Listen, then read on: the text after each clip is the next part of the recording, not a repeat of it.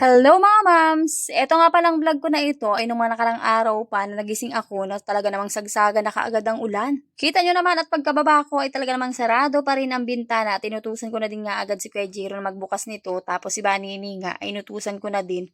Nalagyan nga ng tali itong kurtina. Naalala ko nga pala na itong mga kurtina namin ay datihan ko pang binilhan. Mga panali sa kurtina, yun gang magnetic. Dahil maraming ang nakakapansin na itong kurtina namin ay binawahi lamang at hindi man daw lamang tinatalian. Kaya ayun, napaisip tuloy ako na meron nga ni pala ako niya nung lumipat pa kami dito sa aming bahay na ito. Sobrang dami kong panali at tatlong kulay nga yun, kulay puti, asul at saka yung kulay pink. Ayun nga at nagsuklay na din nga muna ako diyan. Pagkatapos ay dito nga sa may living area namin ay tinulungan ko na din nga si Kuya Jiro magbukas ng bintana. Ininterrupt ko na nga muna ang panunood ng TV nitong dalawa at sabi ko nga itulungan na muna ako din.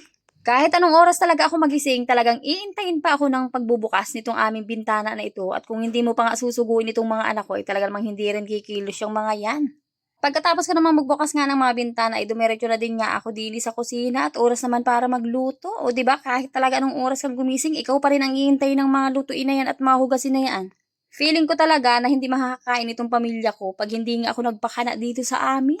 Kahit itong si Kuya Jiro marunong naman magsaing na yan sa rice cooker, pero hindi pa rin nga yan aandar kung hindi mo ususuguin. Palagi ko ang tinatanong sa sarili ko, ano bang meron sa akin at palaging gustong-gusto nilang ako ang paglulutuin kahit hindi naman masasarap ang aking mga niluluto? Binilinan ko na din nga ito si Kuya Jiro na pagkagising ay magsaing na kaagad kahit dito lamang sa rice cooker para pagkagising ko ay ulam na lamang ang aking lulutuin. Ay awan baga, bakit nga baga hindi matanda-tandaan itong anak ko? So anyways, balik na nga tayo dili sa aking hinuhugasan na bigas at ako ay magsasaing pa lamang.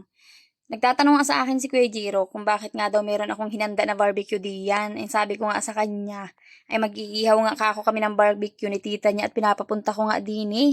Ay nako po, ay talaga namang excited na excited itong si Kuya Jiro at si Banining at hindi na nga yan kumain ng umagahan at iintayin nga daw nila na lutuin ko yung barbecue bago sila kumain. Pero hindi naman ako pumayag. Siyempre, nagsaing na ako muna diyan. Meron pa naman kami dyan isda na ininit ko. Tapos yun nga ang aking ipapaulam. Naglinis-linis din nga muna ako din sa aming dirty kitchen na ito. Dahil kapag nga si dada ang nagluluto dito, ay lagkita na nga yan. Pagkatapos nga itong ang aking barbecue na imamarinade, ay nilagyan ko na din nga ng timpla. 2 oyster sauce nga pala ang nilagay ko din at sinaid-said ko pa at sayang din. Actually, itong aking barbecue na ito ay hindi ko nga alam kung paano timplahan. Basta't nakikita ko lamang nga dun sa mga napapanood ko na meron nga silang nilalagay na oyster sauce. Oyster sauce talaga. Oyster sauce talaga yon. Lagyan ko na din nga pala yun ng magic sarap, asin, tapos yung kaunting patak ng toyo at saka 2 pirasong kalamansi. Pagkatapos ay akin nga muna itong inilagay sa ref. Sa akin nga muna imamarinate ng mga 2 to 3 hours para nga tayhim na tayhim ang lasa.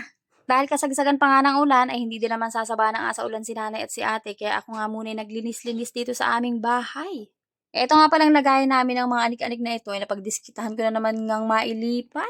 Kapag talaga nananawa na ako sa aking nakikita, ay talaga namang hindi na nga matatali na naman ang aking mga gamit at ipapaglipat-lipat ko kung saan nga ito nababagay. Alam ko naman na hindi lang ako yung may ganitong habit na kapag nananawa na nga sa pwesto ng mga gamit sa loob ng bahay, ay lilipat-lipat mo na naman at hahanapan mo nga kung saan nga ikaw kampante. At dahil nasasaman talaga ako na nakalagay nga ito dun sa aming bandang kusina, ay ayun nga at ibinalik ko na lamang din sa may bandang katabi ng ref. Kung nagkataon talaga na wala akong gagawin ngayong araw na ito, ay talaga namang hindi ako titigil at mag-aayos na naman ako ng buong gamit namin dito sa loob ng bahay. Minsan talaga ay ang mahihilo na nga sa atin ay yung mga gamit, pero ang totoong buhay niyan kadalasan ay tayo na talaga ang hilong-hilo kakaikot nga ng mga gamit natin sa bahay.